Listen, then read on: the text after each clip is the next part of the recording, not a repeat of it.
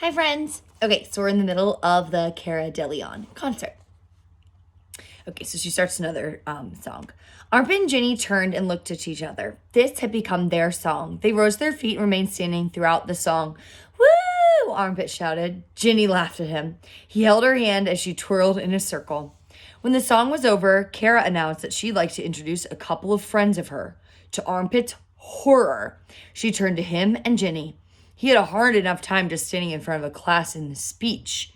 Come on out, she said, wiggling her finger at them. Ginny stood up, but Armpit remained glued to his seat. You better go, said Terry, the soundboard operator, or it'll just get worse. Armpit held Ginny's hand as they walked across the stage, but it was hard to say who was helping who at this time. These are my friends, Jimmy and... Armpit thought she'd forgotten his name, but she remembered at the last second. Theodore. They almost didn't get to see the show tonight. Some lowlife ticket scalper sold them counterfeit tickets. Everyone booed. Well, I guess you ended up with pretty good seats after all, didn't you? She held the microphone in front of Ginny. Yes, Ginny said, then flinched, startled by the sound of her own amplified voice or by the cheers of the audience. So how do you like the show so far? Cara asked her. It's awesome, said Ginny. Everyone cheered in agreement. How about you? Cara asked, holding the microphone in front of Armpit. He didn't know what to say. Awesome, he echoed. I think it's awesome too, Cara said. I think it's the best show I've ever done. Cotton rat-tat-tatted in his drums in agreement. So, Ginny, what's your favorite song? Ginny doesn't hesitate. Red Alert! You heard the lady. The lead guitar whined like the siren as the house rocked with Cara's biggest hit. She was dancing around Armpit and Ginny while she sang and kept looking at Armpit as if he was the one that she was singing about. He didn't really know what he was supposed to do. Ginny was shouting Red Alert right along with the backup singers, although he could only read her lips. At last, Armpit managed to ease his way safely back to the soundboard, taking Ginny with him. Cara shouted, "Thank you very much, I love you!" And she and the band left the stage. The crowd shouted for more, Ginny and Armpit right along with them. The lights remained dark. After about 5 minutes, they came back and did just hold a little longer, and on the last line, and then I'll be on my way, Cara blew a kiss to the crowd once again and left the stage. People continued to shout for more, but this time, the house lights came on. Good show, Cara, said Duncan. Cara was amazed. He'd never said that to her before. None of the band members had. But something felt special tonight, and they could all feel it. What do you say we go back and do one more, said Timby. Sounds good to me, said Cotton. Usually when the band was done, they were done. It was just a job to them, nothing more. They did the one planned encore, and then that was it. We played all the songs we know, Duncan pointed out. Let's play one we don't know, said Billy Goat. Cara laughed. Sounds good to me. Any ideas, Cara? You want to try Piece of My Heart, Cara suggested. She'd been listening to the Janis Joplin CD, and it was her favorite song. Let's do it, said Timby. The place went crazy when they stepped back on stage. We've played every song we know, Cara told the raucous crowd, so we're going to play one we don't know. It might have just been the worst performance ever of this song. Cara had thought she knew the words, but she kept skipping around to different parts of the song and repeating the parts she'd already done as the band struggled to keep up with her. But nobody cared. It was pure fun. The audience was having fun right along with them. It was the way rock and roll was meant to be. Even the cutesy-dootsy backup singers, 2 of whom had already changed back into their jeans, and came out were screaming it at the top of their lungs. The band had tried to improvise a big finish, but in the end, the song just fizzled out. Gosh, that was awful, Cara said with a laugh, and amid the thunder of applause, and then she and the band left the stage for good. As the army of workers cleared the stage, unhooking power cords, removing instruments and equipment, Armpit and Ginny were unsure of what they were supposed to do or where they were supposed to go. When they stood up, their chairs were taken away. They made sure to hold on to their souvenir cups. There was no way down except through backstage. Besides, they had to get the regular shirts back from whoever had them. So holding on to each other, they headed back through the curtain. It wasn't as crowded as earlier, but the people who were there were in constant motion. Someone shouted, "Watch your back!" as a cart full of electronic equipment was wheeled past and out to a loading dock. Ginny! It was David, the red beard guy wearing a vest and no shirt. Cara's looking for you. Here, follow me. Armpit followed too, and David didn't tell him not to. He led them to a very narrow passageway. As they turned the corner, they saw and heard Cara arguing with a large, athletic-looking man, while Cara's bodyguard stood off to the side. So I'm assuming that is L Genius. Remember her mom's boyfriend or husband? I can't remember. Could have been your best performance, the man was saying. But you know what the critics are going to write? She's no Janis Joplin. All they're going to talk about is how you butchered your favorite song, the classic song. We're having fun. Rock and roll is supposed to be spontaneous. Where'd you hear that? Cotton? Cotton, the man repeated. He glanced at Armpit and Ginny. This area is off limits, he said. They're my friends, said Kara. I invited them.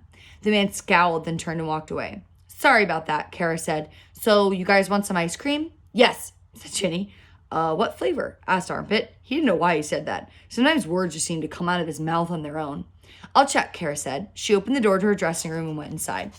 Armpit and Ginny remained in the hall. Well, come in, Kara said to them, as if she thought they were being stupid.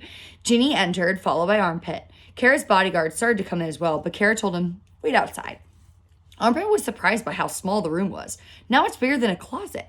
A small couch had been squeezed in between two walls, and a miniature fridge sat on the floor across from it.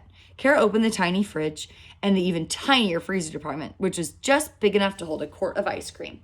It's chocolate chip, she showed Armpit. Is that okay? Sure, fine, Armpit said, wishing he never asked about the flavor.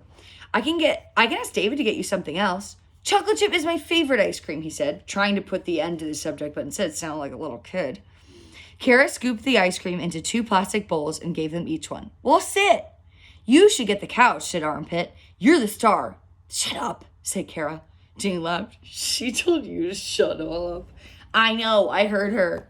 Armpit sat on the couch next to Ginny. Kara sat on the floor and ate her ice cream right out of the carton. I always get so hungry after the show, she said. Before the show, I'm too nervous to eat. You didn't seem nervous, said Armpit. You seemed really cool.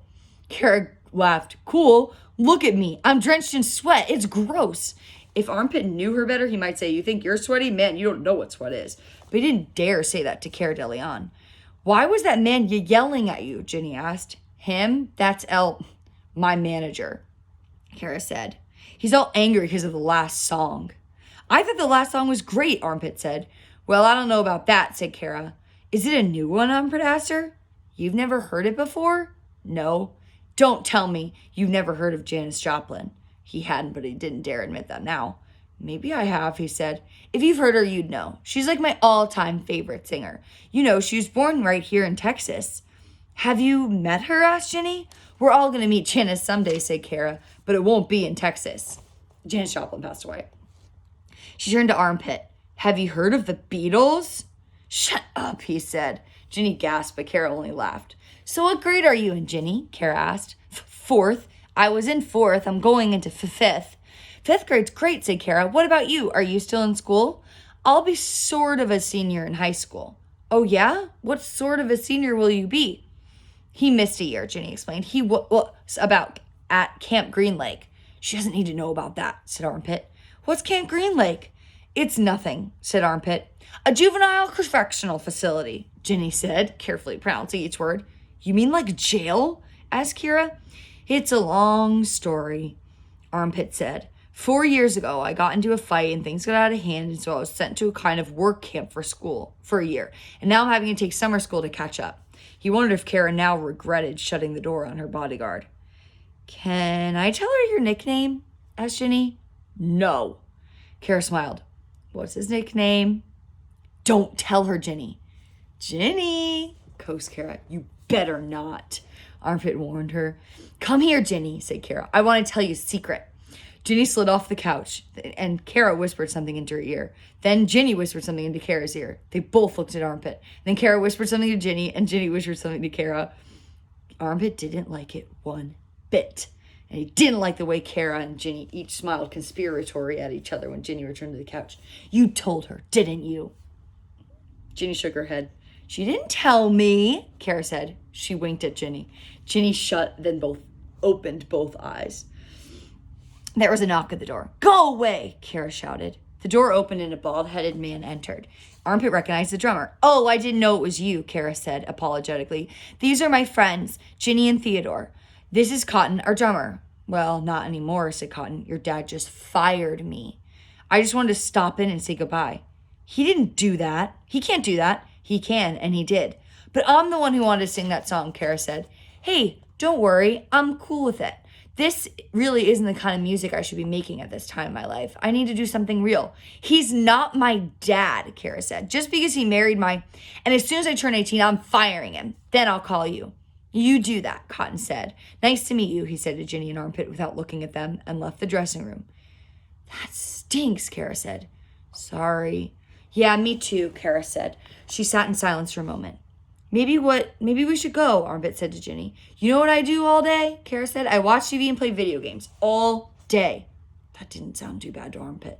I have no friends, and then finally, I find someone I can talk to, someone I like. And of course, El Genius has to fire him. I swear that's the reason he was fired. Not because we did that song, but because he was someone I could actually talk to. Armpit could only follow half of what she was saying. We really ought to get going, he said. Ginny's mom was worried. Kara turned to Ginny. You like your mom? She asked. Yes. You're lucky, Kara said. How about you? She asked Armpit. Yeah, I like Ginny's mom, said Armpit. Kara laughed. You're funny, man. You guys are cool. It's so great you can be good friends when, you're so different. I mean, different ages. Different colors, too, said Ginny. Kara went nose to nose with Ginny and said, well, duh. Ginny repeated right back at her. There was another knock on the door, and this time it was David with their shirts washed, dried, and neatly folded. It was hard for Armpit to imagine this big, red-bearded guy washing their shirts. Kara gave Ginny a goodbye hug. Armpit wouldn't have minded one of those himself, but he just shrugged and said, well, see you. See ya, said Kara. Okay, we're going to stop there. How much fun is that? Oh my gosh, it's so sweet. Okay, for your comment today, can you tell me one, let me think. Do you think that Armpit and Ginny will ever talk to Kara again? Or do you think that this was just one fun part of Armpit's story and then we'll just see the rest of the story with just Armpit and Ginny? Let me know.